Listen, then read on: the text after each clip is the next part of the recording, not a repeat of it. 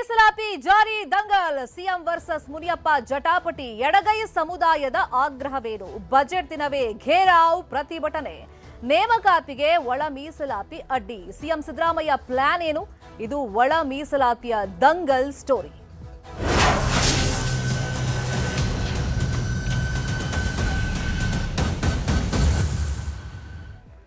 ಬಾಕಿ ಉಳಿದಿರುವಂತ ಹುದ್ದೆಗಳ ನೇಮಕಾತಿಯಲ್ಲಿ ಈಗ ಒಳ ಮೀಸಲಾತಿಯ ಚಿಂತೆ ಸರ್ಕಾರದ ಮುಂದೆ ಇದೆ. ಇದೇ ವಿಷಯವಾಗಿ ಸರ್ಕಾರದ ಮಟ್ಟದಲ್ಲೇ ಸಚಿವರು ವರ್ಸಸ್ ಸಿಎಂ ಮಧ್ಯದಲ್ಲಿ ದಂಗಲ್ ಶುರುವಾಗಿದೆ. ಜೋರ್ದನಿಯಲ್ಲಿ ಮಾತನಾಡಿದ್ದಾರೆ ಅಂತಾನೂ ಕೂಡ ಮಾಹಿತಿ ಇದೆ. ಶೀಘ್ರವೇ ಒಳ ಮೀಸಲಾತಿ ಜಾರಿಗೆ ಆಗ್ರಹಗಳು ಕೇಳಿ ಬರ್ತಾ ಇದೆ. ಒಳ ಮೀಸಲು ಸಹಿತ ನೇಮಕಾತಿ ಮಾಡಿ ಈ ಪ್ರಕ್ರಿಯೆಗೆ ನಮ್ಮ ತಕರಾರಿಲ್ಲ ಅಥವಾ ನಾವು ಅಡ್ಡಗಾಲನ್ನ ಹಾಕೋದಿಲ್ಲ. ಆದ್ರೆ ನೇಮಕಾತಿ ಪ್ರಕ್ರಿಯೆ ನಡೆಸೋದಕ್ಕೂ ಮುಂಚಿತವಾಗಿ ಈ ಒಳ ಮೀಸಲನ್ನ ನೀವು ಅನೌನ್ಸ್ ಮಾಡಬೇಕು ಅಧಿಕೃತವಾಗಿ ಅಂತ ಹೇಳಿ ಸರ್ಕಾರದ ಮುಂದೆ ಸಚಿವರುಗಳು ಬೇಡಿಕೆಯನ್ನ ಇಟ್ಟಿದ್ದಾರೆ.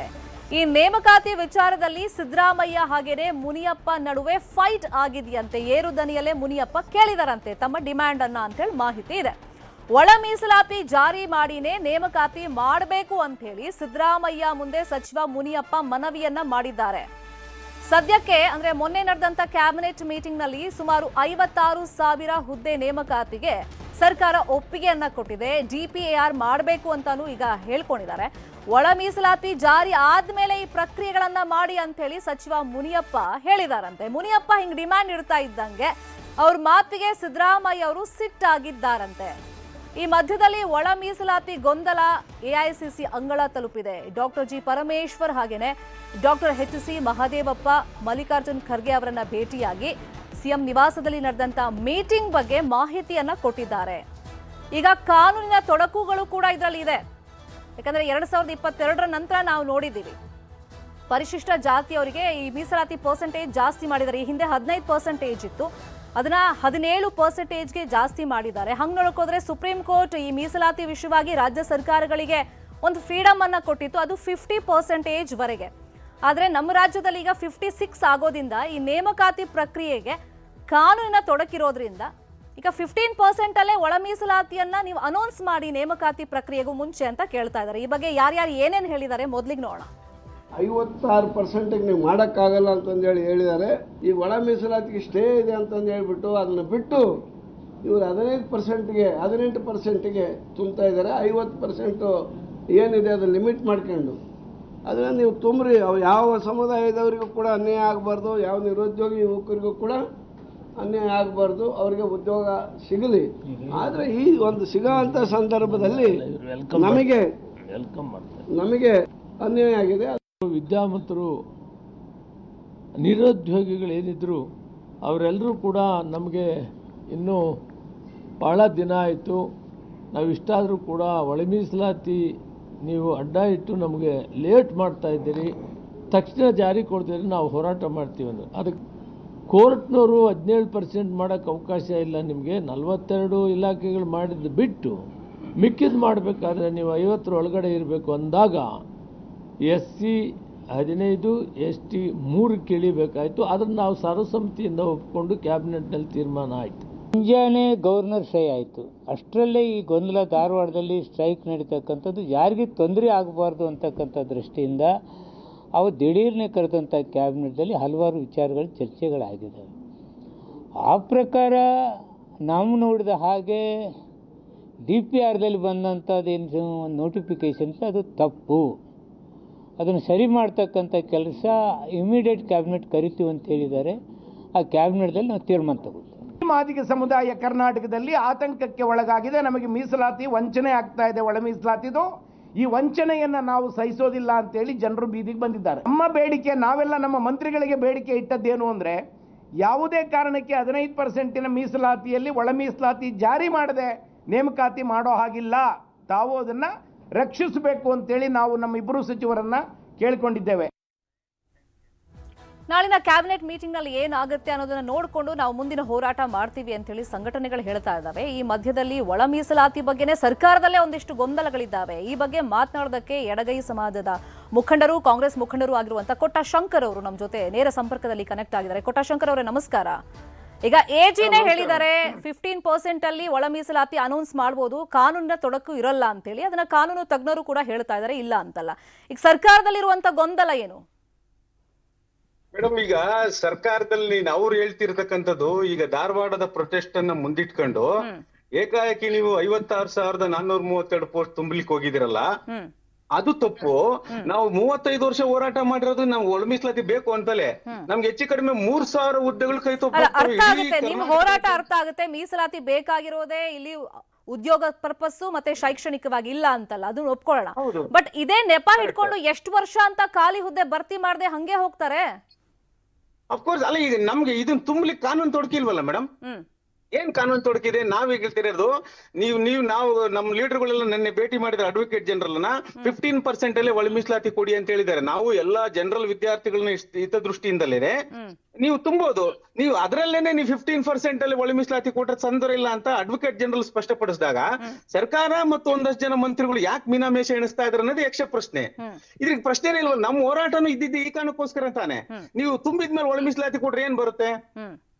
ಇದು ಇಡೀ 35 ವರ್ಷಗಳ ಹೋರಾಟನ ಅಪಮಾನ ಮಾಡ್ದಂಗೆ, ಅವಮಾನ ಮಾಡ್ದಂಗೆ. ನಾವು ಮುಖ್ಯಮಂತ್ರಿಗಳಿಗೂ ಮಂತ್ರಿಗಳಿಗೂ ಎಲ್ರಿಗೂ ಇದನ್ನೇ ಸ್ಪಷ್ಟಪಡಿಸಿದ್ದೀವಿ. ನೀವು ಕೊಡ್ತಾ ಇದ್ದೀರಾ ಒಳ ಮೀಸಲಾತಿ. ಈಗ ನಮ್ಗೆ ಬಿಜೆಪಿ ಸರ್ಕಾರ ಏನ್ ಮಾಡ್ತು? ಅವ್ರು ಅಡಿಷನಲ್ ಎಕ್ಸ್ಟ್ರಾ ಮಾಡಿರೋ ಅದನ್ನ 9 ಶೆಡ್ಯೂಲ್ ಹಾಕ್ಲಿಲ್ಲ, ಅಲ್ಲಿ ಮೋಸ ಆಯ್ತು. ನೀವು ಅದನ್ನ ಇಟ್ಕೊಂಡು ಕೊಡ್ಲಿಕ್ಕೆ ಆಗಲ್ವಲ್ಲ. ನಮ್ಗೆ ಸ್ವತಂತ್ರ ಬಂದ ಇಲ್ಲಿವರೆಗೂ ಕೂಡ ಎಲ್ಲಾ ಪಕ್ಷಗಳು ಮೋಸ ಮಾಡಿದೆ. ಕಾಂಗ್ರೆಸ್ ಒಂದಷ್ಟು ನ್ಯಾಯ ಕೊಡ್ಲಿಕ್ಕೆ ಪ್ರಯತ್ನ ಮಾಡಿದೆ, ಆದ್ರೆ ಸಂಪೂರ್ಣವಾಗಿ ಕೊಡಕ್ಕೆ ಇಂದು ಮುಂದೆ ನೋಡ್ತಾ ಇರ್ತಕ್ಕಂಥ ದುರದೃಷ್ಟಕರ. ನಾನು ಮುಖ್ಯಮಂತ್ರಿಗಳಿಗೆ ಒತ್ತಾಯಿಸ್ತಾ ಇದ್ದೀನಿ, ಇಡೀ ಅವರೇ ಹೇಳಿದ್ದಾರೆ 2018ರಲ್ಲಿ ನಮ್ಮ ಪಕ್ಷ ಹೀನಾಯವಾಗಿ ಸೋಲಿಕ್ಕೆ ಒಳ ಮೀಸಲಾತಿ ಜಾರಿಗೆ ತರದಿದ್ದ ಕಾರಣ ಅಂತ. ಮುಂದಿನ ಚುನಾವಣೆ 28ರಲ್ಲಿ ಇದು ರಿಪೀಟ್ ಆಗ್ಬಾರ್ದಂತಂದ್ರೆ ಇವತ್ತು 56,000 ಹುದ್ದೆಗಳಲ್ಲಿ ಏನ್ ನೇಮಕ ಮಾಡ್ಲಿಕ್ಕೆ ಕೊಟ್ಟಿದ್ದೀರಾ ಅದರಲ್ಲಿ ಸಂಪೂರ್ಣವಾಗಿ ಒಳ ಮೀಸಲಾತಿ ಜಾರಿ ಮಾಡಬೇಕು, ಯಾವುದೇ ಕಾನೂನು ತೊಡಕಿಲ್ಲ ಅಂತ ಅಡ್ವೊಕೇಟ್ ಜನರಲ್ ಸ್ಪಷ್ಟಪಡಿಸಿದ್ದಾರೆ. ಫೈನ್. ಹಾಗೆ ಸಂಪರ್ಕದಲ್ಲಿ ಒಂದ್ ನಿಮಿಷ, ಹಾಗೆ ಸಂಪರ್ಕದಲ್ಲಿ ಕೋಟಾಶಂಕರ್ ಅವರೇ, ಈ ಬಗ್ಗೆ ಮಾತನಾಡೋದಕ್ಕೆ ಬಿಜೆಪಿಯ ವಕ್ತಾರ ಹಾಗೇನೆ ಒಳ ಮೀಸಲಾತಿಯ ಹೋರಾಟಗಾರ ಎಡಗೈ ಸಮುದಾಯದಿಂದ ಲೋಹಿತ್ ಅವರು ಕೂಡ ನಮ್ಮ ಜೊತೆ ನೇರ ಸಂಪರ್ಕದಲ್ಲಿ ಕನೆಕ್ಟ್ ಆಗಿದ್ದಾರೆ. ಲೋಹಿತ್ ಅವರೇ ನಮಸ್ಕಾರ. ಈಗ ಕಾಂಗ್ರೆಸ್ ಮುಖಂಡರು ಮಾತಾಡ್ತಾ ಹೇಳ್ತಾ ಇದ್ರು, ಕಾಂಗ್ರೆಸ್ ಸರ್ಕಾರ ಈಗ ನ್ಯಾಯ ಕೊಡಿಸುವಂತ ನಿಟ್ಟಿನಲ್ಲಿ ಸಮರ್ಥವಾಗಿ ಇದನ್ನ ನಿಭಾಯಿಸ್ತಾ ಇದೆ ಅಂತ ನಿಮ್ಗೆ ಅನ್ಸುತ್ತಾ? ಸೊ ಈಗ ಒಳ ಮೀಸಲಾತಿಯಲ್ಲಿ 101 ಉಪಜಾತಿಗಳ ಪೈಕಿ ಒಂದಿಷ್ಟು ಅವೈಜ್ಞಾನಿಕವಾಗಿ ವಿಂಗಡಣೆ ಮಾಡ್ಬಿಟ್ಟಿದ್ದಾರೆ. ನಾಗಮೋಹನ್ ದಾಸ್ ವರದಿ ಏನ್ ಕೊಟ್ಟಿತ್ತು, 5 ಪ್ರವರ್ಗ ಮಾಡಿದ್ರು, ಈಗ 3 ಪ್ರವರ್ಗ ಮಾಡಿದ್ದಾರೆ. ಇಲ್ಲೇ ಅವೈಜ್ಞಾನಿಕವಾಗಿದೆ ಅನ್ನೋದ್ರ ಜೊತೆಯಲ್ಲಿ ಈಗ ಈ ಒಳ ಮೀಸಲಾತಿಯಲ್ಲಿ ಮಾದಿಗ ಸಮುದಾಯಕ್ಕೆ ಅನ್ಯಾಯವಾಗುತ್ತೆ ಅಂತ. ಮೇಡಮ್ ನಮಸ್ಕಾರ, ಎಲ್ರಿಗೂ ನಮಸ್ಕಾರ. ನಾನು ಅಲೆಮಾರಿ ಸಮುದಾಯದ ಪ್ರತಿನಿಧಿ ಮತ್ತೆ ಬಿಜೆಪಿ ರಾಜ್ಯ ವಕ್ತಾರ ಇದ್ದೀನಿ. ನಮ್ಮ ಸ್ನೇಹಿತರು ಅವರು ಸರ್ಕಾರದ ಪರವಾಗಿ ಮಾತಾಡಿದ್ರು. ಮೇಡಮ್ ಈಗ ಏನ್ ಒಳ ಮೀಸಲಾತಿ ವಿಚಾರವಾಗಿ ಕಳೆದ 35 ವರ್ಷದಿಂದನೂ ಸಹ ಮಾದಿಗ ಸಮುದಾಯದ ಉಪಜಾತಿಗಳು, ವಿಶೇಷವಾಗಿ ಅಲೆಮಾರಿ ಸಮುದಾಯಗಳು ಸಹ ಒಳ ಮೀಸಲಾತಿ ಜಾರಿಗೆ ಆಗ್ಲಿ ಅಂತ ಆ ಸದುದ್ದೇಶದಿಂದ ಸಾಕಷ್ಟು ಹೋರಾಟಗಳು ಸುದೀರ್ಘವಾಗಿ ಮಾಡ್ಕೊಂಡು ಬಂದಿದ್ದ ಪ್ರತಿಫಲವಾಗಿ ಇವತ್ತು ನಮ್ಮ ಏನು ಇಲ್ಲಿ ಎಜೆ ಸದಾಶಿವ ಆಯೋಗ ರಚನೆ ಆಗಿತ್ತು 2004-05ರಲ್ಲಿ. ಅದಕ್ಕೆ ಹೆಚ್ಚಿನ ರೀತಿ ಉತ್ತೇಜನ ಮತ್ತೆ ಪ್ರೋತ್ಸಾಹ ನೀಡೋದಕ್ಕೆ, ಕಚೇರಿಗೆ ಮತ್ತೆ ಅದು ಅಧ್ಯಯನ ಮಾಡೋದಕ್ಕೆ 1 ಕೋಟಿ ನಮ್ಮ ಮಾನ್ಯ ಮಾಜಿ ಮುಖ್ಯಮಂತ್ರಿ BS ಯಡಿಯೂರಪ್ಪರು 2008ರಲ್ಲಿ 1 ಕೋಟಿ ಬಿಡುಗಡೆ ಮಾಡಿ ಅಧ್ಯಯನ ಮಾಡಿ 2012ಕ್ಕೆ ಮಾನ್ಯ ಮಾಜಿ ಮುಖ್ಯಮಂತ್ರಿಗಳಂತ DV ಸದಾನಂದ ಗೌಡ್ರಿಗೆ ಅದನ್ನ ವರದಿನ ತಲುಪಿಸ್ತಾರೆ. ಅದಾದ್ಮೇಲೆ ನಮ್ಮ 2013ಕ್ಕೆ ನಾವು ಅದನ್ನ ಅನುಷ್ಠಾನ ಮಾಡ್ಬೇಕು ಯಥಾವತ್ ಅಂತ ಹೇಳಿ ನಮ್ಮ ಚಿಂತನೆ ನಮ್ಮ ಸರ್ಕಾರದ ಇದ್ದಂತ ಸಂದರ್ಭದಲ್ಲಿ ನಮ್ಮ ಸರ್ಕಾರ ಪುನರ್ ಆಯ್ಕೆ ಆಗಲ್ಲ 2013ರಲ್ಲಿ. ಏನೋ ಪ್ರಣಾಳಿಕೆನಲ್ಲಿ ಮತ್ತೆ ಎಲ್ಲ ನಮ್ಮ ದಲಿತ ಸಂಘಟನೆಗಳಿಗೆ ಆಶ್ವಾಸನೆ ಕೊಟ್ಟಂತ ಸಿದ್ದರಾಮಯ್ಯನವರು 2013ರಿಂದ 2018 ಸುದೀರ್ಘವಾಗಿ ಅವ್ರದೇ ಇರತ್ತೆ. 2019 ತನಕನೂ ಸಹ ಅವ್ರದ್ದು ಸಮ್ಮಿಶ್ರ ಸರ್ಕಾರನೂ ಇರುತ್ತೆ. ಯಾವ ಕಾಲ ಹರಣ ಮಾಡಿ ಯಾವುದೇ ರೀತಿಯಲ್ಲೂ ಸಹ ಸ್ವಲ್ಪನೂ ಒಂದು ಈ ಸಮುದಾಯಕ್ಕೆ ಸಂವೇದನೆ ಇಲ್ದಲೆ ಸ್ವಲ್ಪ ಯಾವುದೇ ರೀತಿ ಸ್ಪಂದನೆ ಮಾಡಲ್ಲ ಆ ಸುದೀರ್ಘವಾದಂತ ಒಳ ಮೀಸಲಾತಿ ವಿಚಾರವಾಗಿ. ಆಮೇಲೆ ನಾವು ಅಲ್ಲಿ 2011 ಜನಗಣತಿ ಪರಿಗಣಿಸಿ ಎಜೆ ಸದಾಶಿವ ಆಯೋಗದ ವರದಿನೂ ಸಹ ಇರುತ್ತೆ. ತದನಂತರ ನಾವು ನಮ್ಮ ಸರ್ಕಾರದಲ್ಲಿ ಸಮ್ಮಿಶ್ರ ಸರ್ಕಾರದಲ್ಲಿ ಬಸವರಾಜ ಬೊಮ್ಮಾಯಿರವರು ಏನು ನಮ್ಮ ಇವರು JC ಮಾಧುಸ್ವಾಮಿ ಅವರು ಮಾಜಿ ಕಾನೂನು ಸಚಿವರು ಅವರ ನೇತೃತ್ವದಲ್ಲಿ ಒಂದು ಉಪ ಸಮಿತಿ ರಚನೆ ಮಾಡಿ 2011 ಜನಗಣತಿಯ ಅನುಗುಣವಾಗಿ ಸಾಮಾಜಿಕ ಶೈಕ್ಷಣಿಕವಾದಂತಹ ವಿಚಾರ ಗಮನದಲ್ಲಿ ಇಟ್ಕೊಂಡು 4 ವರ್ಗಗಳಾಗಿ ವಿಂಗಡಣೆ ಮಾಡುತ್ತೆ. ತದನಂತರ 2022ರಲ್ಲಿ ಚುನಾವಣೆ ಸಂದರ್ಭದಲ್ಲಿ ಮಾಡಿದ್ರಿಂದ ಏನು ಅದು ಸ್ವಲ್ಪ ಮಿಸ್ಅಂಡರ್ಸ್ಟ್ಯಾಂಡಿಂಗ್ ಮಿಸ್ಕಮ್ಯುನಿಕೇಶನ್ ಆಗಿ ವಿಶೇಷವಾಗಿ ಏನು ಕೊರ್ಚಾ ಕುರ್ಮ ಲಂಬಾಣಿ ಬೋವಿ ಸಮುದಾಯ ಹೆಚ್ಚಿನ ಒಂದು ಆಕ್ರೋಶಗೊಳ್ತಾರೆ. ನಾವು 15ರಿಂದ 17% ಪರಿಶಿಷ್ಟ ಜಾತಿಗೆ ಮತ್ತೆ 3ರಿಂದ 7 ಪರಿಶಿಷ್ಟ ಪಂಗಡಕ್ಕೆ ಇದೇ ಎಚ್.ಎನ್. ನಾಗಮೋಹನ್ ಆಯೋಗ ರಚನೆ ಮಾಡಿ ಅವರ ಜನಸಂಖ್ಯೆ ಅನುಗುಣವಾಗಿ ನಾವು ಪರಿಶಿಷ್ಟ ಜಾತಿಯ ಮತ್ತೆ ಪರಿಶಿಷ್ಟ ಪಂಗಡಗಳ ಒಂದು ಮೀಸಲಾತಿನೂ ಸಹ ಹೆಚ್ಚಳ ಮಾಡ್ತೀವಿ. ಅದರ ಪ್ರಕಾರ ಏನ್ 17% ಅಲ್ಲಿ 4% ವಿಂಗಡಣೆ ಮಾಡಿ ಎಲ್ಲರಿಗೂ ಸಾಮಾಜಿಕ ನ್ಯಾಯ ಕೊಡುವಂತ ಒಂದು ಪ್ರಯತ್ನ ಆಗತ್ತೆ. ಆದ್ರೆ ಈ ಕಾಂಗ್ರೆಸ್ ಅವರ ಕುತಂತ್ರದಿಂದ ಅವರ ಒಂದು ಕೆಲವು ಸಂಘಟನೆಗಳು ಒಂದಿಷ್ಟು ಅವ್ರ ಮೇಲೆ ಷಡ್ಯಂತ್ರ ನಮ್ಮ ಮಾನ್ಯ ಬಿ.ಎಸ್. ಯಡಿಯೂರಪ್ಪರವರ ಮನೆ ಗೃಹ ಕಚೇರಿ ಸರ್, ಈಗ ರಾಜಕಾರಣ ಬಿಟ್ಬಿಡೋಣ, ಅವ್ರು ಬಂದಾಗ ಹಿಂಗ್ ಮಾಡಿದ್ರು ಇವ್ರು ಬಂದಾಗ ಹಂಗ್ ಮಾಡಿದ್ರು ಅಂತ. ಈಗ ಬೇಕಾಗಿರೋದೇನು? ನ್ಯಾಯ ಬೇಕು. ಇನ್ಫ್ಯಾಕ್ಟ್ ಪ್ರಾಕ್ಟಿಕಲಿ ನಾವು ನೋಡ್ತಾ ಹೋಗೋದಾದ್ರೆ ವಿಕ್ಟೋರಿಯಾ ಅಂತ ದೊಡ್ಡ ಹಾಸ್ಪಿಟಲ್ ಅಲ್ಲಿ ಸರಿಯಾಗಿ ನೇಮಕಾತಿ ಆಗದಲೇ ವೈದ್ಯರಿಲ್ಲ ಚಿಕಿತ್ಸೆ ಕೊಡೋಕೆ ಎಷ್ಟು ಪ್ರೆಷರ್ ಅಲ್ಲಿ ಡಾಕ್ಟರ್ಸ್ಗಳು ವರ್ಕ್ ಮಾಡ್ತಾ ಇದ್ದಾರೆ ಅಂತ ಅವ್ರ ಮಾತುಗಳಿಂದ ಕೇಳಿ ಗೊತ್ತಾಗುತ್ತೆ. ಇನ್ನೊಂದ್ ಕಡೆ ಶಿಕ್ಷಕರ ಕೊರತೆ ಇದೆ, ಮಕ್ಕಳ ಭವಿಷ್ಯ ಅದು ಆತಂಕ ನಾವು ಪಡಬೇಕಾಗುತ್ತೆ. ಇನ್ನೊಂದ್ ಕಡೆ ಕೋರ್ಟ್ ಕಚೇರಿ ಒಂದ್ ಸ್ಟೇ ತಗೊಂಬಂದ್ರೆ ಅದನ್ನ ವೆಕೇಟ್ ಮಾಡಿಸ್ಬೇಕು ಅಂತಂದ್ರೆ ಎಷ್ಟು ಓಡಾಡಬೇಕು. ಅಂದ್ರೆ ಎಲ್ಲಾ ಕಡೆನೂ ಸಿಬ್ಬಂದಿ ಕೊರತೆ ಇದ್ದಾರೆ. ಹಂಗಾಗಿ ನೇಮಕಾತಿ ವಿಷಯವಾಗಿ ಮಾತಾಡ್ತಾ ಹೋಗೋಣ, ರಾಜಕಾರಣ ಇಲ್ಲಿ ದಯವಿಟ್ಟು ಬೇಡ. 2023ಕ್ಕೆ ಇದೇ ಸಿದ್ದರಾಮಯ್ಯ ಅವರ ಸರ್ಕಾರ ಮೊದಲನೇ ಸಚಿವ ಸಂಪುಟದಲ್ಲಿ ನಾವು ಅನುಷ್ಠಾನ ಮಾಡ್ತೀವಿ ಅಂತಂದಾಗ ಏನೋ ಸುಪ್ರೀಂ ಕೋರ್ಟ್ ಆದೇಶದ ಅನುಗುಣವಾಗಿ ಎಂಫೆರಿಕಲ್ ಡಾಟಾ ವಿತ್ ಇಂಟರ್ಸ್ಟೇ ಬ್ಯಾಕ್ವರ್ಡ್ನೆಸ್ ಒಳ ಮೀಸಲಾತಿ ಜಾರಿಗೆ ಆಗ್ಬೇಕಾಗಿತ್ತು. ಅದು ಈಗ ಏನು 5 ವಿಂಗಡಣೆ ಆಗಿ ನಮ್ಮ ಸ್ನೇಹಿತರು ಹೇಳ್ದಂಗೆ ಈಗ ನಾಗಮೋಹನ್ ಆಯೋಗ 5 ವರ್ಗಗಳಾಗಿ ಮಾಡಿತ್ತು. ಈಗ ಕಾಂಗ್ರೆಸ್ ಅದನ್ನ ರಾಜಕೀಯವಾಗಿ ಅದನ್ನ ಸಮುದಾಯದ ಓಲೈಸ್ಗಳಿಗೆ ಇದು ಮಾಡಿದಂತ ಪ್ರಮಾದ ಮಾಡಿದಂತ ಅನ್ಯ ಸಮುದಾಯಗಳಿಗೆ 3 ವರ್ಗಗಳಾಗಿ ನಿರ್ಧಾರ ತಗೊಂಡಿದ್ದು. ಇವತ್ತು ಹೈಕೋರ್ಟ್ ನಲ್ಲಿ ಕೇಸ್ ಆಗಿದೆ. ತದನಂತರ 50ರಿಂದ 56 ಏನಾಗಿದೆ ಅದನ್ನು ಸಹ ನಮ್ಮ ವಕೀಲರು ಮಹೇಂದ್ರ ಮಿತ್ರ ಅಂತೇಳಿ ರಾಯಚೂರು ವಕೀಲರು ಅವರು ಸಹ ಅಸಂವಿಧಾನಿಕವಾದಂತ ನಿರ್ಧಾರ ಅಂತೇಳಿ 50ರಿಂದ 56 ಮೀಸಲಾತಿ ಹೆಚ್ಚಳದ ಬಗ್ಗೆನೂ ಆ ಆಕ್ಷೇಪಣೆ ಎತ್ತಿ ದಾವೆ ಇರೋದ್ರಿಂದ ಮಾಡೋದಕ್ಕೆ ಬಂದಿಲ್ಲ. ರಾಜ್ಯಪಾಲರ ಹತ್ರ ಹೋಗಿ ವಾಪಸ್ ಬಂದಿದೆ ಈ ವಿಧೇಯಕ. ತರಾತುರಿನಲ್ಲಿ ಯಾವುದೇ ರೀತಿಯಲ್ಲಿ ಚರ್ಚೆ ಇಲ್ಲದೆ ಮಾಡಿರುವಂತದ್ದು. ಇವತ್ತು ಇಡೀ ಯುವ ಸಮುದಾಯ ಮತ್ತೆ ಏನು ಇವತ್ತು ಏನು ಹುದ್ದೆಗಳನ್ನ ಬರ್ತಿದೆ 2,85,000 ಹುದ್ದೆಗಳು ಇವತ್ತು ಖಾಲಿ ಇದೆ.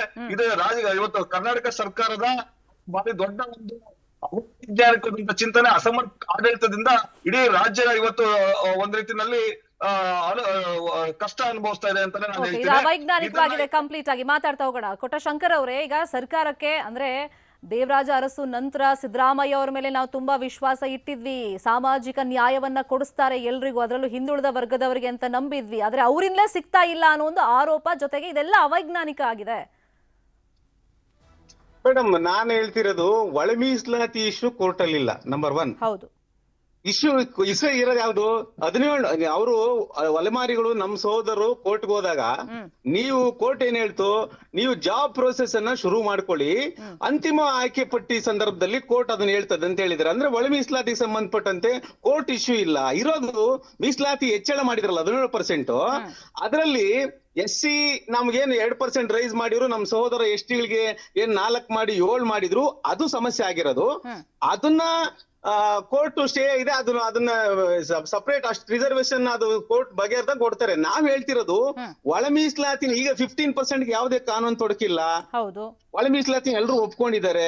ನಾಗಮೋಹನ್ ದಾಸ್ ಕೊಟ್ಟಂತ ವರದಿಯನ್ನ ನಾವು ABC ಮಾಡಿ 6-5 ಮಾಡಿ ಡಿಸೈಡ್ ಮಾಡಿ ಸರ್ವಸಮ್ಮತವಾಗಿ ಎಲ್ಲ ಜಾತಿಯವರು ಒಪ್ಕೊಂಡಂಗ್ ಮಾಡಿದ್ರಿ.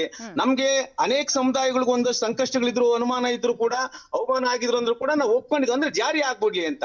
ಈಗ ಊಟ ಎಲ್ಲ ರೆಡಿ ಇದೆ, ಊಟ ಬಡಿಸ್ಬೇಕು, ಊಟ ಬಡಿಸ್ಲಿಕ್ಕೆ ಇಚ್ಛಾಶಕ್ತಿ ಇಲ್ಲ. ಬಡಿಸುವಂತ ಪ್ರಮಾಣದ ಬಗ್ಗೆನೇ ಸರ್ ಇವಾಗ ಗೊಂದಲ ಇರೋದು. ಬಡಿಸುವಂತ ಪ್ರಮಾಣ, ನನಗೆ ಹೊಟ್ಟೆ ತುಂಬುತ್ತಾ, ಅವ್ರಿಗೆ ಹಸಿವಾಗಿದ್ಯಾ, ಅದ್ರಲ್ಲೇ ಗೊಂದಲ ಇರೋದು. ನಾನು ಗೊಂದಲದ ಬಗ್ಗೆ ಗೊಂದಲ ಈಗ ಏನಿರೋದು ABC. ನಾವು ಈಗ ನಾಗಮೋಹನ್ ದಾಸ್ ಕೊಟ್ಟಂತ ವರದಿಯನ್ನ ಸರ್ಕಾರ ಮಾದಿಗ ಸಂಬಂಧಿತ ಜಾತಿಗಳಿಗಾರು, ವಲಯ ಸಂಬಂಧಿತ ಜಾತಿಗಳಿಗಾಯ್ತು, ಮತ್ತೆ ಏನ್ ನಾವು ಕೊಲಂಬ್ ಅಂತ ಹೇಳ್ತಾ ಇದೀವಿ, ಅವ್ರಿಗೆ ಇದು ಫಿಕ್ಸ್ ಮಾಡಿದೆ. ಈ ಫಿಕ್ಸ್ ಅಲ್ಲಿ ಯಾವುದೇ ಸಮಸ್ಯೆ ಇಲ್ಲ. ಒಂದಷ್ಟು ನೋಡ್ರಿ, ಎಲ್ಲಾ ಕಾಲಘಟ್ಟದಲ್ಲೂ ಕೂಡ ಸಾಮಾಜಿಕ ನ್ಯಾಯ ಕೂಡ ಸಂದರ್ಭದಲ್ಲಿ ಹಿಂಗ ಆಗ್ತದೆ. ಈ ಸ್ವತಂತ್ರ ಬಂದ ಇತಿಹಾಸದಲ್ಲಿ ಭಾರತಕ್ಕೆ ಮೀಸಲಾತಿ ಕೊಟ್ಟಾಗ ಮೇಲ್ವರ್ಗದವ್ರು ಏನ್ ಮೀಸಲಾತಿ ವಿರುದ್ಧ ಮಸಳತ್ತಿದ್ರು, ಒಳ ಮೀಸಲಾತಿ ಬಂದಾಗ ನಮ್ಮವ್ರು ಹಿಂಗ್ ಮಾಡ್ತಿದ್ದಾರೆ. ಇದು ಸತ್ಯ. ಇದು ನಾವು ಒಂದಷ್ಟು ಈಗ ಮೀಸಲಾತಿ ವಿಚಾರದಲ್ಲಿ ಏನಾದ್ರು ಪ್ರಕ್ರಿಯೆಗಳ ಆರಂಭ ಆದಾಗ ಒಂದಷ್ಟು ವಿರೋಧಗಳು ಇರ್ತವೆ. ಅವೆಲ್ಲವನ್ನ ನೋಡ್ಕೊಂಡು ನಾವು ಸೋಷಿಯಲ್ ಜಸ್ಟಿಸ್ ಅನ್ನ, ಸಾಮಾಜಿಕ ನ್ಯಾಯವನ್ನು ಎತ್ತಿಡಬೇಕಾಗಿರ್ತಕ್ಕಂಥದ್ದು ಈ ರಾಜ್ಯವನ್ನ ಮುನ್ನಡೆಸ್ತಕ್ಕಂಥವರ ಜವಾಬ್ದಾರಿ.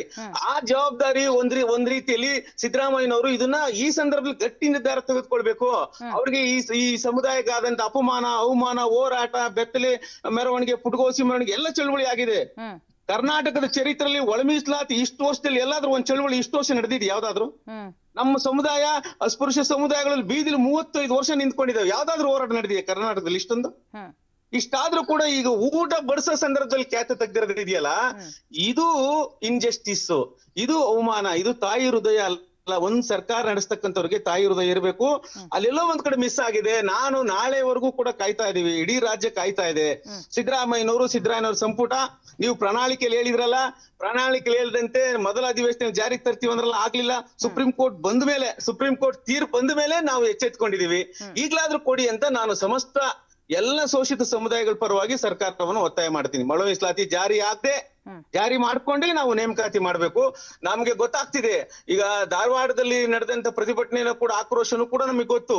ಅಷ್ಟೇ ಅದೊಂದು ನೆಪ ಇಟ್ಕೊಂಡು ಅಷ್ಟು ಹಕ್ಕುಗಳನ್ನ, ಹಸಿದವರ ಸಂಕಟಗಳನ್ನ ನಿರಾಕರಿಸೋ ಸಾಧ್ಯತೆ ಇಲ್ಲ, ನಿರಾಕರಿಸಬಾರ್ದು ಕೂಡ. ಅದು ಇನ್ಜಸ್ಟಿಸ್. ಓಕೆ, ಲೋಹಿತ್ ಅವರೇ, ಈಗ ಯಾವುದೇ ಗೊಂದಲಗಳು ಸರ್ಕಾರದ ಮಟ್ಟದಿಲ್ಲ ಅಂದ್ರೆ ಪರ ವಿರೋಧಗಳು ಇಂಥ ವಿಷಯಗಳು ಬಂದಾಗ ಸೂಕ್ಷ್ಮ ವಿಷಯ ಬಂದೇ ಬರ್ತದೆ. ಒಂಥರ ಜೇನುಗೂಡ್ತಾರೆ, ಅದಕ್ಕೆ ಕೈ ಹಾಕಿದ್ರೆ ಒಂದಿಷ್ಟು ಗೊಂದಲ ಅಂತೂ ಇದ್ದೇ ಇರುತ್ತೆ ಅನ್ನೋದು ಅವ್ರ ಮಾತು. ಬಟ್ ನಿಮ್ಮ ಬೇಡಿಕೆ ಈ ಸಂದರ್ಭದಲ್ಲಿ, ಯಾಕಂದ್ರೆ ನಾಳೆ ಕ್ಯಾಬಿನೆಟ್ ಮೀಟಿಂಗ್ ಇದೆ, ಒಂದು ಒಳ್ಳೆ ನಿರ್ಧಾರ ಬರುತ್ತೆ ಅಂತ ಹೇಳಿ ಒಂದ್ ಕಡೆ ಮುನಿಯಪ್ಪ ಅವ್ರು ಹೇಳ್ತಾರೆ, ಆರ್ ವಿ ತಿಮ್ಮಾಪುರ್ ಹೇಳ್ತಾರೆ. ಒಂದು ವೇಳೆ ಬರ್ದೇ ಇದ್ರೆ ವಾಟ್ ನೆಕ್ಸ್ಟ್?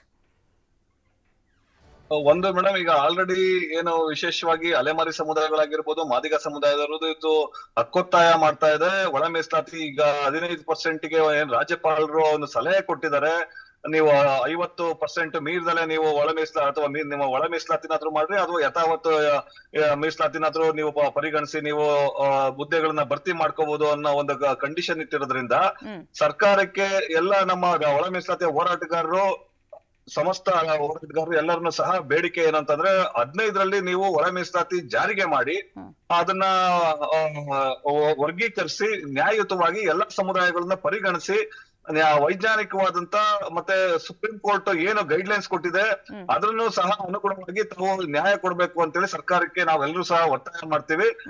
ಅದ್ರ ಮೂಲಕ ಅತಿ ಶೀಘ್ರದಲ್ಲಿ ಏನು ಇವತ್ತು ನಮ್ಮ ಯುವಕರು, ವಿದ್ಯಾವಂತರು ಇವತ್ತು ಆಕಾಂಕ್ಷಿಗಳಿದ್ದಾರೆ, ಇವತ್ತು ಇದು ಕೆಲಸದ ಹುದ್ದೆಗಳ ಆಕಾಂಕ್ಷಿಗಳಿದ್ದಾರೆ, ಅವ್ರಿಗೆಲ್ರಿಗೂ ಸಹ ಅತಿ ಶೀಘ್ರದಲ್ಲಿ ನ್ಯಾಯ ಸಿಗ್ಲಿ, ಅವ್ರ ಹೋರಾಟಕ್ಕೂ ಒಂದು ನ್ಯಾಯ ಸಿಗ್ಲಿ ಅಂತ ಹೇಳಿ ನಾವು ಸಹ ಆಗ್ರಹ ಮಾಡ್ತೀವಿ ಸರ್ಕಾರಕ್ಕೆ.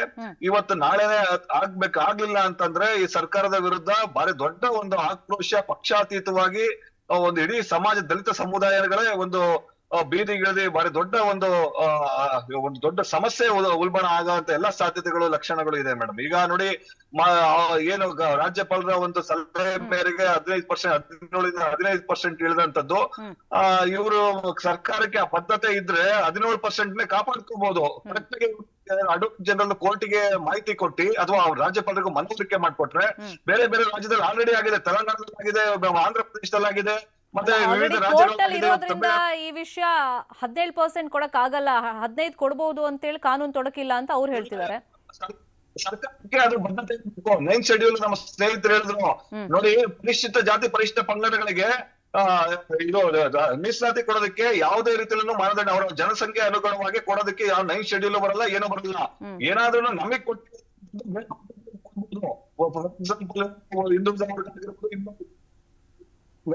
ಫೈನ್, ಮಾತಾಡ್ತೀನಿ ನಿಮ್ಮ ಹತ್ರ. ನಿಮ್ ವಾಯ್ಸ್ ಕರೆಕ್ಟಾಗಿ ಕೇಳಿಸ್ತಾ ಇಲ್ಲ. ಈಗ ಶಂಕರ್ ಅವರೇ, ಈಗ ಒಳ ಮೀಸಲಾತಿಯಲ್ಲಿ ಗೊಂದಲ, ಅದರಲ್ಲಿ 101 ಉಪಜಾತಿಗಳು, ನಮಗೂ ನ್ಯಾಯ ಬೇಕು, ನಿಮ್ಗೂ ನ್ಯಾಯ ಬೇಕು, ಸಾಮಾಜಿಕ ನ್ಯಾಯದ ಬಗ್ಗೆ ನೀವು ಮಾತಾಡ್ತಾ ಇದ್ರಿ. ಬಲಗೈ ಎಡಗೈ ಮಧ್ಯದಲ್ಲಿ ಈಗ ಅಸ್ಪೃಶ್ಯರಂತ ಉಳಿದೋಗಿರೋರು ಕೊರಮ ಸಮಾಜದವರು, ಅವ್ರ ಬಗ್ಗೆ ಮಾತಾಡಲೇಬೇಕು. ಯಾಕಂದ್ರೆ ಒಂದು ನಿಗಮ ಮಂಡಳಿ ಏನಾದ್ರೂ ಮಾಡಿ ನಮಗೊಂದು ನ್ಯಾಯ ಕೊಡಿಸಿ, ನಮ್ಮ ಪರವಾಗಿ ದನಿ ಎತ್ತೋದಕ್ಕೆ ರಾಜಕಾರಣದಲ್ಲೂ ಯಾರೂ ಇಲ್ಲ. ಸೊ ಈ ಬೇಡಿಕೆನ ಹಲವಾರು ವರ್ಷಗಳಿಂದ ಇಟ್ಕೊಂಡ್ ಬಂದಿದ್ದಾರೆ. ಅಂದ್ರೆ ದಲಿತರಲ್ಲೇ ಅಸ್ಪೃಶ್ಯರು ಅಂತ ಗುರುತಿಸ್ಕೊಂಡಿರೋರ್ ಕತೆ ಏನು? ಮೇಡಮ್, ಅಸ್ಪೃಶ್ಯ ಸಮುದಾಯಗಳಿದಾರಲ್ಲ, ವಲಯರು, ಮಾದಿಗರು, ವಲಯ ಜಾತಿದ ಸಂಬಂಧಿತಗಳು ಮತ್ತೆ ಮಾದಿಗ ಜಾತಿ ಸಂಬಂಧಿತ ಜಾತಿಗಳಿದಾವಲ್ಲ, ಅವರೇ ಅಲೆಮಾರಿಗಳನ್ನ ಡೆಲ್ಲಿವರೆಗೂ ಪ್ರತಿಭಟನೆ ಮಾಡಿರಲ್ಲ. ನಾವು ಈಗಲೂ ಕೂಡ ನಮ್ಮ ಹೋರಾಟದಲ್ಲಿ ಅಲೆಮಾರಿಗಳಿಗೆ 1% ಕೊಡ್ಬೇಕಂತ ಎಲ್ಲ ಹೋರಾಟದಲ್ಲೂ ಕೂಡ ನಮ್ಮ ಹೋರಾಟದಲ್ಲೇ ಹೇಳ್ತಾ ಇದೀವಿ ಅಂತಂದ್ರೆ ನಾವು ಅವ್ರ ಜೊತೆಗಿದೀವಿ ಅಂತ. ನಮಗ್ ತಾಯಿ ಹೃದಯ ಇದೆ ಅಂತ ನಾವು ಅಲೆಮಾರಿಗಳ ಪರವಾಗಿ ನಾವು ಫೈಟ್ ಮಾಡ್ತಾ ಇದೀವಿ 1% ಅವ್ರಿಗೆ ಕೊಡ್ಲೇಬೇಕಂತ. ನಿಜವಾದ ಅಸ್ಪೃಶ್ಯ ಯಾರು? ಒಲೆರು, ಮಾದಿಗರು, ಅದ್ರ ಜೊತೆಗೆ ಮೈನಾರಿಟಿ ಸಣ್ಣ ಜಾತಿಗಳಿದಾವಲ್ಲ, ಸಣ್ಣ ಜಾತಿಗಳ ಪರವಾಗಿ ಕೂಡ ಅವ್ರ ಹಕ್ಕುಗಳ ರಕ್ಷಣೆ ಮಾಡ್ತಾ ಇರ್ತಕ್ಕಂಥದ್ದು ನಾವೇ.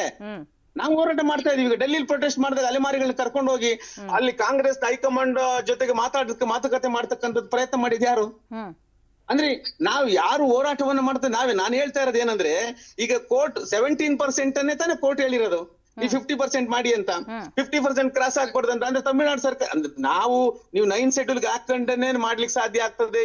ತಮಿಳ್ನಾಡು ಸರ್ಕಾರ ಬದ್ಧತೆ ಅದಿತ್ತು ತೋರಿಸ್ತು. ಈಗ ಅರುಂಧತಿಯರ್ ಅಂತ ಸಪರೇಟ್ ರಿಸರ್ವೇಶನ್ ಕೊಟ್ಟು ನಂಬರಿಗೆ ಕೊಟ್ಟಿದೆಯಲ್ಲ. ಈ ಸರ್ಕಾರಗಳು ಕೂಡ ಅಂತದ್ದು ಮಾಡಬೇಕು. ಮಾಡೋ ಪ್ರಯತ್ನ ಎಲ್ಲವೂ 95% ಮಾಡಿದ್ದಾರೆ. ಇನ್ 5% ಕೊಡ್ಲಿಕ್ಕೆ ಹಿಂದೇಟ್ ಆಗ್ತಿದ್ದಾರೆ. ಇದು ಆಗ್ಬಾರ್ದು. ಸರ್ಕಾರ ಇದನ್ನ ಮಾಡಬಾರ್ದು. ನಾನು ಮುಖ್ಯಮಂತ್ರಿಗಳನ್ನ ಒತ್ತಾಯಿಸ್ತಾ ಇರ್ತಕ್ಕಂಥದ್ದು ಮತ್ತೆ ಎಲ್ಲ ಸಹೋದ್ಯೋಗಿಗಳ ಸಚಿವ ಸಂಪುಟ ಸಹೋದ್ಯೋಗಿಗಳ ಕೇಳ್ಕೊಳ್ಳೋದು ಏನಪ್ಪಾ ಅಂದ್ರೆ, ದಯಮಾಡಿ ಒಳ್ಳೆ ಹೆಸರು ಬರ್ತಾ ಇದೆ, ಎಲ್ಲವೂ ಕೂಡ ಮುಗ್ದಿದೆ, ಊಟ ರೆಡಿ ಇದೆ, ಊಟ ಬಡಿಸ್ಬೇಕಾದ್ರೆ ನೀವು ತೆಟ್ಟೆ ಕೈ ಹಾಕ್ತಕ್ಕಂಥ ಕೆಲಸ ಮಾಡಬಾರ್ದಂತ ನಾನು ವಿನಮ್ರವಾಗಿ ನಮ್ಮ ಸರ್ಕಾರದಂದ್ರೆ ಈ ಕಾಂಗ್ರೆಸ್ ಸರ್ಕಾರದಲ್ಲಿ ಏನಿದ್ರೆ ಅವ್ರನ್ನೇ ಆಗ್ರಹಿಸ್ತಾ ಇರೋದು. ಈಗ ಅವರನ್ನೇ ನಾವು ಪ್ರಶ್ನೆ ಮಾಡ್ತಿರೋದು. ಯಾರು ತಪ್ಪು ಮಾಡ್ತಾರೋ ಅವ್ರನ್ನೇ ಪ್ರಶ್ನೆ ಮಾಡ್ತಾ ಇದೀವಿ. ಫೈನ್. ಈಗ ಲೋಹಿತ್ ಅವರೇ, ಹಾ, ಮೈಕ್ರೋಸ್ಕೋಪಿಕ್ ಸಮಾಜ ಅಂತ ನಾವೇನ್ ಕರಿತೀವಿ, ಅದರಲ್ಲಿ ಈಗ ನೀವ್ ಹೇಳ್ದಂಗೆ ಅಲೆಮಾರಿಗಳು ಬರ್ತಾರೆ, ಕೊರಚ, ಲಂಬಾಣಿಗಳು ಬರ್ತಾರೆ. ಸೊ ನಮಗೂ ಈಗ ನ್ಯಾಯ ಬೇಕು. ಯಾಕಂದ್ರೆ ಇಷ್ಟು ವರ್ಷ ಹೋರಾಟ ಮಾಡಿದ್ದೆ ಶಿಕ್ಷಣಕ್ಕೋಸ್ಕರ, ನಾವು ಉದ್ಯೋಗಕ್ಕೋಸ್ಕರ. ಸೊ ಈ ಸಂದರ್ಭದಲ್ಲಿ ನಮ್ ಕೈ ಬಿಡಬೇಡಿ ಅಂತ ಅವರು ಕೇಳೋದು ಸಹಜ ಅಲ್ವಾ?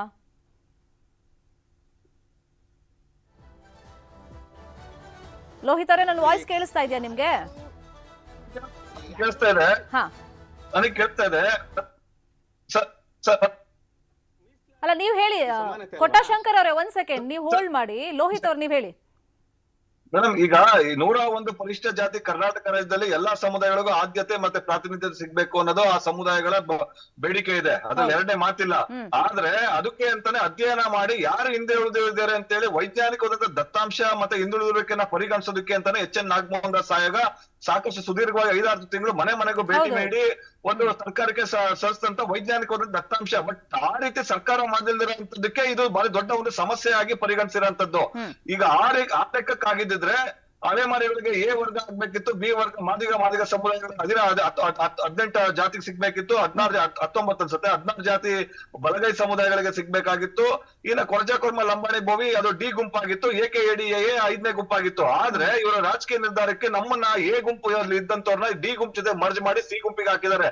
ಅದು ಒಂದು ಬಾರಿ ದೊಡ್ಡ ಒಂದು ಅವೈಜ್ಞಾನಿಕವಾದಂತ ನಿರ್ಧಾರ. ಸುಪ್ರೀಂ ಕೋರ್ಟ್ ಸಂವಿಧಾನಕ್ಕೆ ಹೋದಂತ ಕಾನೂನು ಇರುವುದಂತ ನಿರ್ಧಾರ ಇದು. ಆದ್ರೆ ಸರ್ಕಾರ ಈಗಲೂ ಬದ್ಧತೆ ಪ್ರದರ್ಶನ ಮಾಡಿದ್ರೆ ಕೊಟ್ಟ ಶ್ರೀನಿವಾಸ್ ಅವ್ರಿಗೇನೋ ಈಗ ಮಾತಾಡ್ತಿದ್ದಾರೆ, ಸಂಪೂರ್ಣ ಸರಿ ಇದೆ. ಆದ್ರೆ ಕೊರ್ಮ ಲಂಬಾಣಿ ಬೋವಿನೋ ಅವರು ಸಹ ನಮಗೆ ಸಾಕಷ್ಟು ಅನ್ಯಾಯ ಆಗ್ತದೆ, ನಮ್ದು ಸರಿಯಾಗಿ ಸರ್ಕಾರ ನಮ್ಮನ್ನ ಸ್ಪಂದಿಸ್ತಾ ಇಲ್ಲ, ಒಳ ಮೀಸಲಾತಿ ವಿಚಾರವಾಗಿ ನಾವು ಭಾರಿ ಹೀನಾಯವಾದಂತ ಪರಿಸ್ಥಿತಿ ಆಗುವಂತೆ ಮುಂದೆ ಭವಿಷ್ಯದಲ್ಲಿ ಅಂತ ಹೇಳಿ ಏನೋ ಅವರ ಸಂತ ಸೇವಾ ಜಯಂತಿ ಇದ್ದ ಸಮಯದಲ್ಲಿ ಮುಖ್ಯಮಂತ್ರಿಗಳಿಗೆ ಗೇರ್ ಹಾಕಿ ಗೋ ಬ್ಯಾಕ್ ಅಭಿಯಾನ ಮಾಡಿದ್ರು. ಅದು ತಮ್ಗೆ ಗೊತ್ತಿದೆ. ಈಗ ಈಗ ಒಂದು ಬಲಗೈ ಸಮುದಾಯದವರು ಅವರು ಸಹ ನಮಗೂ ಅನ್ಯಾಯ ಆಗಿದೆ, ನಮ್ಮನ್ನ ಸರ್ಕಾರ ನಮ್ಮನ್ನ ಸರಿಯಾಗಿ ಪರಿಗಣಿಸ್ತಾ ಇಲ್ಲ, ನಮ್ಮ ಇಚ್ಛೆ ಅಥವಾ ಬೇಡಿಕೆನ ಅಂತ ಹೇಳಿ ಅವರು ಎಲ್ಲರನ್ನೂ ಒಂದ್ ರೀತಿಯಲ್ಲಿ ಅಸಮಾಧಾನ. ಈ ವಿಧೇಯಕ ಮಂಡನೆಗಿಂತ ಮುಂಚೆ ಈಗ ಈ ಸಂಘಟನೆಗಳ ಪ್ರಮುಖರನ್ನ ಕರೆದಿ ಒಂದು ಸಮಾಲೋಚನೆ ಮಾಡಿ ಒಂದಿಷ್ಟು ಮಾಹಿತಿ ಮಾಡಿದಿದ್ರೆ ಅನುಕೂಲ ಆಗ್ತಾ ಇತ್ತು. ಮತ್ತೆ ಸರ್ವ ಪಕ್ಷಗಳ ಮುಖಂಡರುಗಳನ್ನು ಸಹ ಕರೆದಿ ಸಮಾವೇಶ ಬರೀ ಸೂಕ್ಷ್ಮ ಅಂತ ವಿಚಾರ. ಎಲ್ಲರನ್ನೂ ಮುಖಂಡರು ಜನಪ್ರತಿನಿಧಿಗಳನ್ನ ಕರೆದಿ ಒಂದಿಷ್ಟು ಸಮಾಲೋಚನೆ ಮಾಡಿ ಎಲ್ಲರನ್ನೂ ವಿಶ್ವಾಸ ತಗೊಂಡಿದ್ರೆ ಇದೇನು ಭಾರಿ ದೊಡ್ಡ ವಿಚಾರ ಆಗಿಲ್ಲ. ಆದ್ರೆ ಇವರಿಗೆ ಆ ಇಚ್ಛಾಶಕ್ತಿ ಇಲ್ಲ, ಇವರಿಗೆ ಆ ಕಾಳಜಿ ಕಳಕಳಿ ಇಲ್ಲ. ಸಾಮಾಜಿಕ ನ್ಯಾಯದ ಬಗ್ಗೆ ಕಾಂಗ್ರೆಸ್ ಸರ್ಕಾರ ಸಿದ್ದರಾಮಯ್ಯನವರಿಗೆ ಅಷ್ಟೇಯಿಂದ ಇದು ಗೊಂದಲ ಮಾಡಿದ್ದು ಸರ್ಕಾರನೇ ಬಿಟ್ರೆ ಯಾವ ಸಮುದಾಯ ಇವತ್ತು ನೋಡಿ ನಾವು ದಲಿತ ಸಮುದಾಯಗಳು ದಲಿತ ಸಮುದಾಯಗಳು ಎಲ್ಲ ಒಂದು ಐಕ್ಯತೆ ಮತ್ತೆ ಒಗ್ಗಟ್ಟಿಂದ ಇಷ್ಟು ವರ್ಷ ನಾವು ಅಣ್ತಂದಿರ್ತಾರೆ ಎಲ್ಲರೂ ಇದ್ವಿ. ಸಣ್ಣ ಸಮುದಾಯಗಳು ದೊಡ್ಡ ಸಮುದಾಯವಾಗಿರ್ಬೋದು. ಆದ್ರೆ ಗೊಂದಲ ಸರ್ಕಾರದಿಂದ ಗೊಂದಲ ನಮ್ಮ ಫೈನ್ ಲೋಹಿತ್ ಅವರೇ, ಈಗ ಕೊಟ್ಟಶಂಕರ್ ಅವರೇ ನಿಮ್ ಕೊನೆ ಮಾತು. ಯಾಕಂದ್ರೆ ಈಗ ಬಲಗೈ ಅವ್ರಿಗೆ ಜಾಸ್ತಿ ಹೋಗುತ್ತೆ ಮೀಸಲಾತಿ ಅಂತ ಎಡಗೈ ಅವ್ರಿಗೆ ಅಸಮಾಧಾನ ಆದ್ರೆ ಅಟ್ಲೀಸ್ಟ್ ಎಡಗೈಗೆ ಅಷ್ಟು ಸಿಗ್ತಿದೆ ನಮ್ಗಿಲ್ವಲ್ಲ ಅಂತ ಹೇಳಿ ಈಗ ಪ್ರವರ್ಗ ಸಿ ಅಲ್ಲಿರೋರು ತಮ್ಮ ಅಸಮಾಧಾನ ವ್ಯಕ್ತಪಡಿಸ್ತಾ ಇದ್ದಾರೆ. ಈ ಕ್ಯಾಬಿನೆಟ್ ಮೀಟಿಂಗ್ ಅಲ್ಲಿ ಒಂದ್ ವೇಳೆ ನಿರ್ಧಾರ ಆಗಿಲ್ಲ ಅಂದ್ರೆ ನಿಮ್ಮ ಹೋರಾಟ? ಮೇಡಮ್ ಏನ್ ಗೊತ್ತಾ, ಇದು ಸರ್ವರಿಗೂ ಸಮಬಾಳು ಸರ್ವರಿಗೂ ಸಮಪಾಲು. ನಾವು ಜಾಸ್ತಿ ಇದೀವಿ ನಾವು ಕಡಿಮೆ ಇದೀವಿ ಅನ್ನೋ ಪ್ರಶ್ನೆ ಈಗ ಮುಗ್ದೋದ ಅಧ್ಯಯನ. ಇದು ಫೈನಲ್ ಹಂತಕ್ಕೆ ಬಂದಿದೆ. ಈಗ ಕೊಡ್ಬೇಕು ನಮ್ ಪಾಲು. ಈಗ 3 ಜನ ಅಣ್ತಮ್ಗಳು ABC, 3 ಜನ ಅಣ್ತಮ್ಗಳು ಅವ್ರವ್ರ ಪಾಲ್ಗ ತಕೊಂಡ್ರೆ ಸಮಸ್ಯೆ ಏನು? ಎಲ್ಲಿ ಒಗ್ಗಟ್ಟು ಆಗ್ತದೆ? ಇದೆಲ್ಲವೂ ಮುಗ್ದಿರೋ ಅಧ್ಯಯನ. ಈಗ ಕ್ಯಾಬಿನೆಟ್ ಡಿಸಿಷನ್ ಮಾಡ್ಬೇಕು. ಎಲ್ಲ ಈಗ ತುಂಬಲಿಕ್ಕೆ ಹೊರಟಿರ್ತಕ್ಕಂಥ 56,430 ಅದು ಪಾಲ್ ಮಾಡೋರ್ ಹೊಣೆಗಾರಿಕೆ ಆಗತ್ತೆ ಸರ್. ಅದಕ್ಕೆ ಸಿದ್ದರಾಮಯ್ಯ ಅವ್ರ ಮೇಲೆ ವಿಶ್ವಾಸ ಇದೆ ಅಂತ ಈಗ್ಲೂ ಪ್ರವರ್ಗ ABC 3 ಪಂಗಡದವ್ರು ಹೇಳ್ತಿರೋದು. ನೋಡೋಣ ನಾಳೆ ಕ್ಯಾಬಿನೆಟ್ ಮೀಟಿಂಗ್ ನಲ್ಲಿ ಏನ್ ನಿರ್ಧಾರ ಆಗುತ್ತೆ, ಆಮೇಲೆ ರಕ್ತಪಾತನೇ ಹರಿಯುತ್ತೆ ಅಂತೇಳಿ ಸಂಘಟನೆಗಳು ಎಚ್ಚರಿಕೆ ಕೊಟ್ಟಿದ್ದಾವೆ.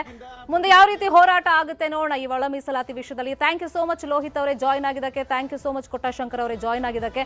ಒಟ್ಟಲ್ಲಿ ನಾಳಿನ ಕ್ಯಾಬಿನೆಟ್ ಮೀಟಿಂಗ್ ಮೇಲೆ ಸಚಿವರುಗಳು ನಿರೀಕ್ಷೆನ ಇಟ್ಕೊಂಡಿರೋದ್ರಿಂದ ನಾಳೆ ಏನಾಗುತ್ತೆ ಅಂತ ನೋಡೋಣ. ಇದಾಗಿತ್ತು ಇವತ್ತಿನ ಮಾತುಕತೆ. ನೋಡ್ತಾ ಇರಿ News 18 ಕನ್ನಡ. ಜಾಲ ನಮ್ಮದು, ಬಲ ನಿಮ್ಮದು.